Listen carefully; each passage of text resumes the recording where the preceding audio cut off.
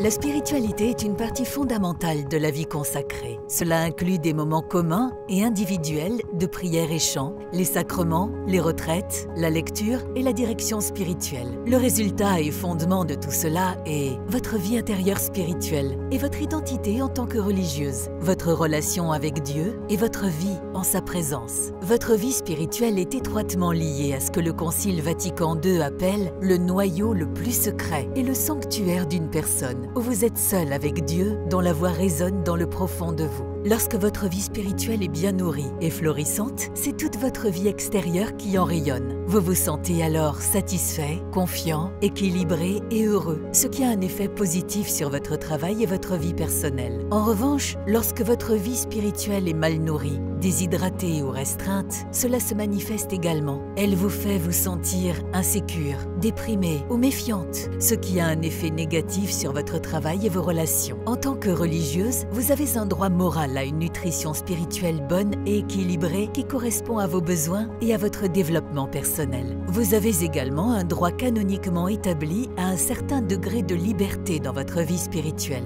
ce qui inclut particulièrement la liberté en matière de confession, le libre choix de votre directeur spirituel et la protection de votre intimité spirituelle. Permettez-moi d'expliquer ces 3 points un peu plus en détail. Comme à tout autre catholique, il vous est bien sûr conseillé canoniquement de confesser vos péchés graves une fois par an. Cependant, si vous avez commis des péchés graves et quand et à qui vous les confessez, cela est entièrement votre libre décision. Ni votre professeur des novices, ni votre supérieur, ni un prêtre ne peuvent vous donner d'instructions à cet égard. Le moment et les personnes avec lesquelles vous vous confessez ne peuvent vous être prescrits et vous n'êtes pas obligé de donner des informations à ce sujet à qui que ce soit. Vous avez le droit de choisir votre propre directeur spirituel. Il ou elle peut être membre de votre communauté ou non, un prêtre, un religieux ou un laïc. Et vous pouvez le choisir et le changer comme vous le jugez mieux. Vos supérieurs ne peuvent pas faire ce choix à votre place et certainement pas contre votre volonté. Vos supérieurs ne doivent pas s'immiscer dans votre vie spirituelle.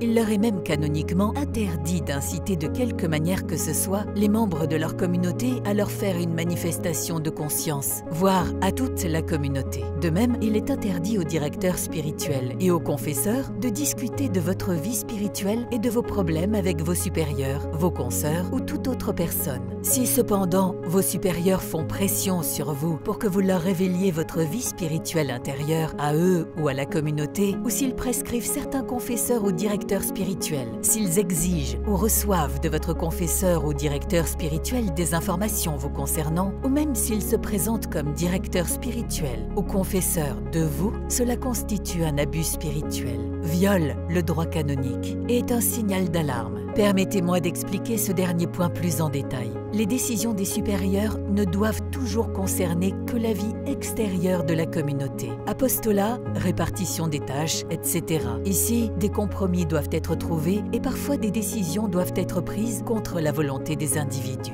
Dans la vie intérieure, par contre, dans la question de ce que vous ressentez et pensez, de ce que vous vivez en priant, de la façon dont vous percevez Dieu et sa volonté dans votre cœur, personne n'a rien à dire. Même votre directeur spirituel ne peut pas décider à votre place et ne peut certainement pas exiger de vous la soumission. C'est justement parce que vos supérieurs vous sont supérieurs que le droit canonique leur interdit d'intervenir en même temps dans votre vie spirituelle et exige au contraire la stricte séparation des sphères externes et internes. Dans l'une, occasionnellement, il doit y avoir obéissance. Dans l'autre, la liberté doit régner, car sans liberté, il n'y a pas de vie spirituelle. Et sans vie spirituelle, la vie religieuse n'a pas de sens. Idéalement, votre communauté est un lieu rempli de sœurs spirituellement bien nourries, avec lesquelles vous pouvez prier et être inspiré spirituellement de multiples façons, tout en respectant votre intimité spirituelle et vos choix personnels, ce qui vous permet de recevoir la protection et la nourriture qui correspondent à vos besoins et à votre développement